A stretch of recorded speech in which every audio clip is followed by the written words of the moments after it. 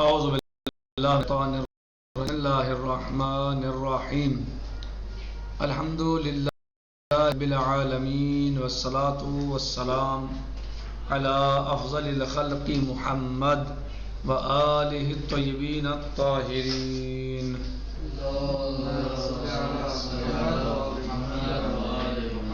وعجل فرجہم.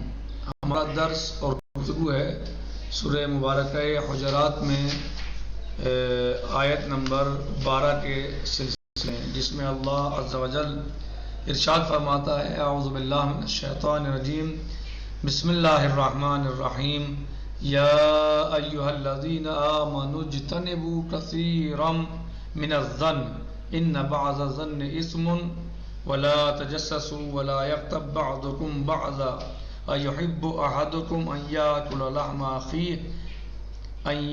لحم اخیہ میتا فکرہتموہ واتقوا اللہ ان اللہ تواب الرحیم. اللہ سبحانہ وتعالی ارشاد فرماتا ہے اس آیت مبارکہ میں، اے ایمان والو بہت سارے ظنون سے پرہیز کرو اور بچو، اس لیے کہ بعض ظن جو ہیں وہ اسم ہے، گناہ ہے. بہت سارے ظنون سے بچو اس لیے کہ بعض ظن اسم ہے، گناہ ہے. ولا تجسسوا، اور ایک دوسرے کی جاسوسی تجسس کرو، ایک دوسرے کے رازوں کو فاش نہ کرو.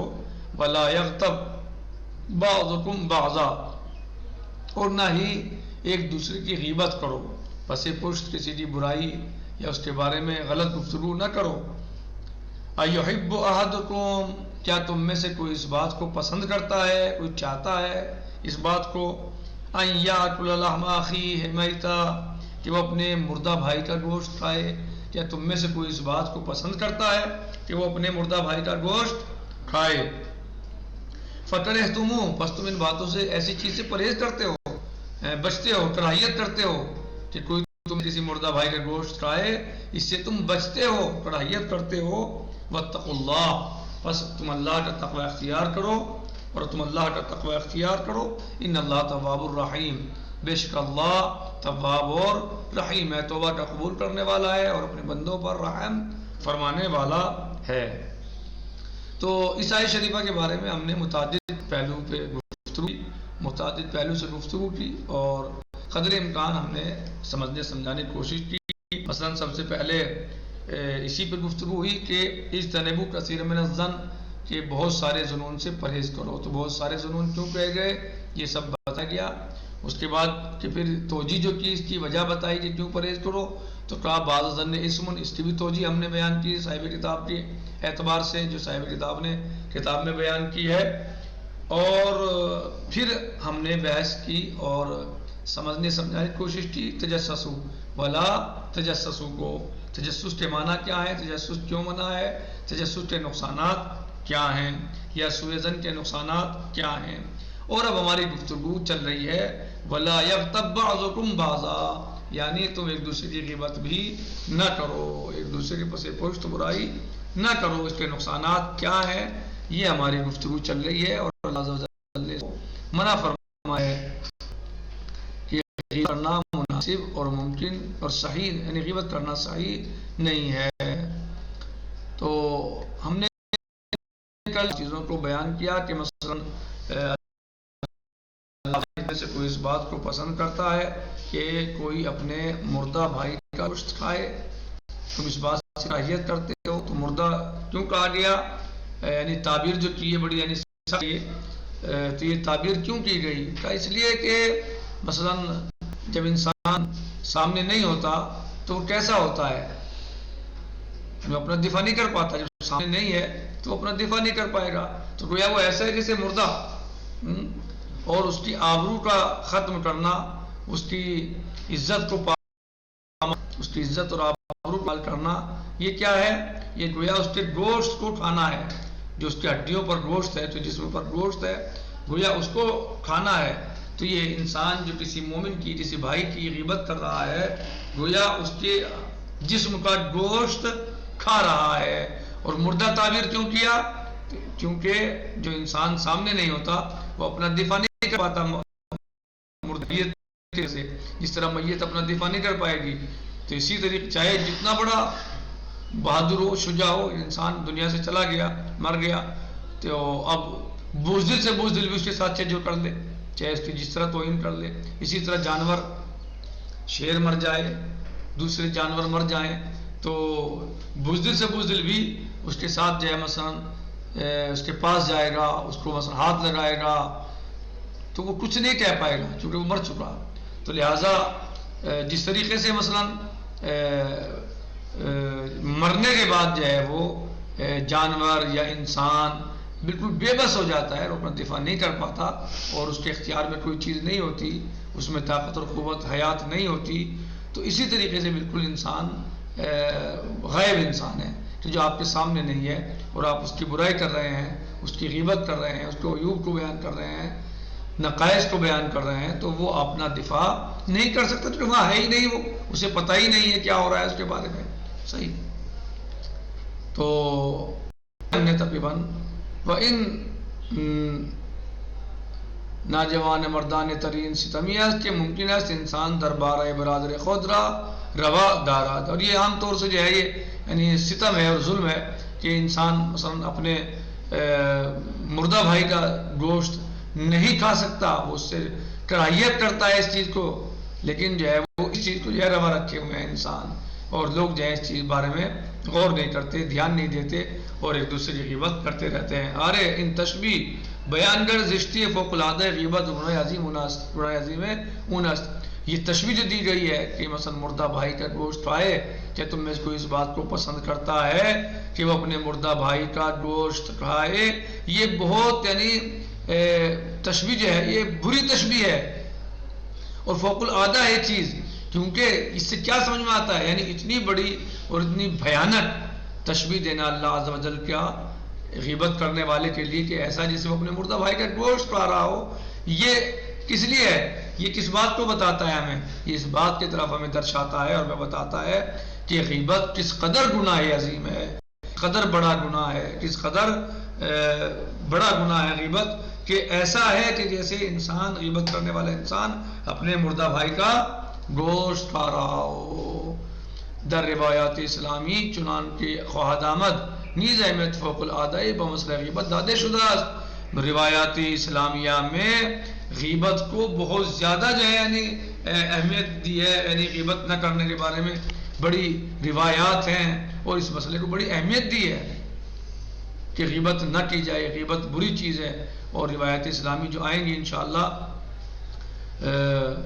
ان میں بہت زیادہ اس میں تاکید کی گئی ہے کہ غیبت نہ کی جائے، غیبت کے نقصانات کیا ہیں، غیبت مثلا جو ہے وہ کس قدر بری چیز ہے، تو ان سب باتوں کو بتایا گیا ہے. وہ کم تر گناہ کہ مجازات نظر ان حد سنجین بادشاہ، کس قدر یعنی جو ہے وہ سنجین ہے کہ گناہ کرنے والا یعنی غیبت کرنے والا انسان ایسا ہے کہ جیسے اپنے مردہ بھائی کا گوشت کھا رہا ہو. یعنی لفظ جو ہے کس قدر کڑی ہے لفظ، یعنی کراہیت ہوتی ہے اس لفظ ہی سے، اس لفظ سے مثلا قرآن کریم نے اسی لیے اس کو استعمال کیا تاکہ لوگ سنبھل جائیں اور لوگ سمجھیں کہ غیبت کس قدر بڑا گناہ ہے اور کس قدر اس کے نقصانات ہیں، اور اسلام اور شریعت مقدس اسلامیہ میں کس قدر ہی ناپسند ہے اور اللہ کے نزدیک یہ بالکل ناپسندیدہ ہے. اور اللہ ایسے لوگوں کو معاف نہیں کرتا جو غیبت کرتے ہیں. کیوں؟ کیونکہ غیبت مسئلہ اللہ اور اس غیبت کرنے والے کا نہیں ہے مسئلہ، یہ اس کے درمیان مسئلہ نہیں ہے، بلکہ یہ مسئلہ غیبت کرنے والے اور جس کی غیبت کی جا رہی ہے اس کے درمیان ہے. لہٰذا اللہ بھی حقوق الناس کو اس وقت تک معاف نہیں کرتا جب تک خود بندے معاف نہ کر دیں، کیونکہ بندوں کے حقوق کا مسئلہ ہے، تو اللہ سبحانہ و تعالیٰ ایسے گناہ کو معاف نہیں کرتا. افرادی آلودہ ببازیت ان گناہان سے کہ بہت سارے لوگ جو ہیں وہ ان جو ہم نے 3 گناہ بتائے ہیں، اور یعنی اس آیہ شریفہ کی تفسیر میں تجسس، غیبت اور سوء ظن، یہ ہم نے 3 گناہ بتائے ہیں. ممکن ہے کہ اس میں بہت سارے لوگ ان گناہ میں ملوث ہوں، ان گناہ کا ارتکاب کرتے ہوں، گناہوں کو انجام دیتے ہوں. تو ممکن ہے کہ لوگ اس آیہ شریفہ کی تفسیر کے بعد یا اللہ کے کو پڑھنے اور سمجھنے کے بعد ممکن ہے کہ وہ متوجہ ہو جائیں، متنبع ہو جائیں. ودر صدد جبران بر آین در پایان آئرہ. اور آخر میں آیت شریفہ نے اللہ عز و جل نے آیت شریفہ میں جو آخری آیت میں بیان کیا ہے اس پر وہ عمل کریں. مثلا اللہ فرماتا ہے تقوی الہی، کیا فرمایا واتقوا اللہ ان اللہ تواب الرحیم، اللہ کا تقوی اختیار کرو، بے شک اللہ تواب رحیم ہے. در پایان آیا راہ را باروے انہا گوش می فرمایا تقوی الہی پیشہ کنید، تقوی الہی کو اختیار کرو، و از خدا بترسید، اور اللہ عز و جل سے ڈرو، اس کا تقوی اختیار کرو کہ خداوند توبہ پذیر و مہربان ہے، کہ اللہ سبحانہ و تعالیٰ توبہ قبول کرنے والا اور مہربان ہے، رحم کرنے والا ہے. واتقوا اللہ ان اللہ تواب الرحیم، اللہ کا تقوی اختیار کرو، بے شک اللہ توبہ کا قبول کرنے والا اور رحم کرنے والا ہے. نخست باید تقوی و خدا ترسی زندہ شود، ضروری ہے کہ اللہ کا تقوی، روح تقوی، یعنی صرف زبانی تقوی نہیں ہونا چاہیے کہ انسان زبانی اعتبار سے متقی اور پرہیزگار بنے، نہیں، بلکہ زبان سے تو ہو یا نہ ہو، ظاہری تو ہو یا نہ ہو تو الگ چیز ہے، لیکن اصل ہے روح تقوی انسان کے یہاں ہونا، اصل ہے انسان کے پاس تقوی کا پایا جانا. اور ضروری ہے کہ انسان اللہ کے تقوی کو اختیار کرے. اگر اللہ کے تقوی کو اختیار کرتا ہے انسان تو اس کی دنیا و آخرت دونوں میں بہترائی اور بھلائی ہے، اور دنیا و آخرت دونوں کی سعادتوں کو حاصل کر سکتا ہے. وَبَدُمْ بَالِعُنْ توبہ از گناہ صورت گیرد، اور اللہ سبحانہ وتعالیٰ سے توبہ کرے اور اپنے گناہوں کی معافی مانگے، تا لطف و رحمت الہی شامل حال انہا شود، تاکہ اللہ عز و جل کی رحمت اور اس کا لطف و کرم فضل و عنایت اس کے شامل حال ہو جائے. یعنی یہ جو اس آیت شریفہ میں بتائے گئے ہیں، مثلا سوء ظن، تجسس اور غیبت، یہ تمام گناہ ایسے ہیں کہ جو پورے سماج اور معاشرے کو خراب کر دیتے ہیں، اور جو دیکھنے میں کرنے میں ممکن ہے مختصر محسوس ہوں، چھوٹا سا عمل لگے، لیکن پورے معاشرے میں آگ لگا سکتا ہے، پوری انسانیت پوری گناہ تباہ کر سکتے ہیں. جاسوسی کرنا، کسی کے بارے میں سوء ظن رکھنا، بات جب شروع ہوتی ہے تو چھوٹی ہی ہوتی ہے اور چھوٹی سے شروع ہوتی ہے، لیکن جب بڑھتی بڑھتے چلے جاتی ہے تو نتیجہ یہ ہوتا ہے کہ کتنا نقصان ہو جائے، بات کہاں تک پہنچ جائے، کس قدر فساد اور جھگڑے ہو جائیں اور کس قدر نقصانات سے کچھ معلوم نہیں ہوتا. لہٰذا اصل یہ ہے کہ شروع ہی سے، اس کی ابتدا ہی سے ڈرنا چاہیے، اس کی ابتدا ہی سے ڈرنا چاہیے، اس کو انجام دینے ہی سے ڈرنا چاہیے، کہ ایسا نہ ہو کہ آج ہمیں چھوٹا نظر آ رہا ہے اور کل یہی گناہ اور یہی بد اخلاقی بہت بڑے نقصان کا سبب بن جائے. نتیجہ ہے کہ انسان کو تمام گناہوں سے پرہیز کرنا چاہیے، اللہ کا تقوی اختیار کرنا چاہیے، اللہ کی ناراضگی سے ڈرنا چاہیے، اور اگر کسی انسان سے کوئی گناہ سرزد ہو گیا، ایسا گناہ کہ جو اللہ اور اس کے عبد کا مسئلہ ہے، اللہ اور خود اس بندے کا مسئلہ ہے، تو اللہ سے توبہ کرے، اللہ سے طلب مغفرت کرے، اللہ سے معافی مانگے. اللہ غفور و رحیم ہے، تواب و رحیم ہے، توبہ کا قبول کرنے والا ہے اور اپنے بندوں پر رحم فرمانے والا ہے، تو اللہ یقیناً اس کو معاف فرمائے گا. لیکن غیبت جیسا گناہ یا تجسس یا سوء ظن کسی کے بارے میں، یہ گناہ ایک ایسے گناہ ہیں کہ جو صرف بندے اور اللہ تک محدود نہیں ہے، بلکہ یہ پورے سماج اور معاشرے اور مجتمع کو تباہ کر سکتے ہیں. لہٰذا ایسے گناہوں سے بچنا چاہیے، اور اگر کسی انسان نے کسی کے بارے میں کوئی غلطی کی ہے، کسی انسان کے بارے میں غلطی کی ہے، اپنے بھائی کے بارے میں غلطی کی ہے، تو اسے خود اس سے معافی مانگ لینی چاہیے اور اس سے توبہ کرنی چاہیے اور اسے اپنے معذرت کرنی چاہیے، اس سے توبہ کرے اور اس سے جو ہے وہ معافی مانگے کہ میں آئندہ ایسا نہیں کروں گا، مجھ سے غلطی ہوئی ہے، آپ مجھے معاف فرما دیجئے. تو اگر وہ انسان اسے معاف فرمائے گا جس کو اس نے ایذا پہنچائی ہے یا جس کو نقصان پہنچایا ہے یا جس کے بارے میں غیبت کی ہے، تو یقیناً اللہ بھی معاف فرما دے گا. لیکن یہ چیزیں ظاہراً چھوٹی ہیں، ظاہراً سوء ظن، غیبت، تجسس دیکھنے میں کوئی بہت بڑے کام نہیں ہوتی ہے، لیکن ان کا نتیجہ بہت زیادہ خراب ہو سکتا ہے اور بہت زیادہ برا ہو سکتا ہے. لہٰذا ہمیں ان تمام باتوں سے بچنا چاہیے تاکہ نتیجہ زیادہ خراب نہ ہو، نتیجہ برا نہ ہو، اور ایسا نہ ہو کہ ان چھوٹی چھوٹی چیزوں کی وجہ سے پورا سماج اور معاشرہ خراب ہو جائے، جھگڑے اور فساد کا سبب بن جائے، قتل و غارت ہو جائے. کچھ بھی ہو سکتا ہے، پیسہ بھی خرچ ہو سکتا ہے، ہوگا پیسہ بھی خرچ ہوگا، مال خرچ ہوگا، ٹائم خرچ ہوگا، اور جان بھی جا سکتی ہے. ظاہر جب جھگڑا ہوگا انسان سے کچھ بھی ہو سکتا ہے، تو لہٰذا اس کے مقدمات سے ہی بچنا چاہیے. اور یہ سب مقدمات ہیں، چاہے تجسس ہو یعنی جاسوسی کرنا، چاہے سوء ظن ہو، اور چاہے غیبت ہو، یہ سب جھگڑوں کے، لڑائیوں کے مقدمات بن سکتے ہیں. لہٰذا ان سے بچنا چاہیے.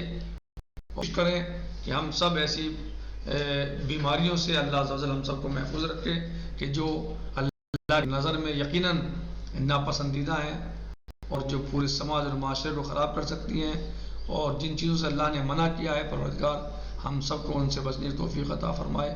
بحق محمد. السلام علیکم ورحمۃ اللہ تعالیٰ وبرکاتہ.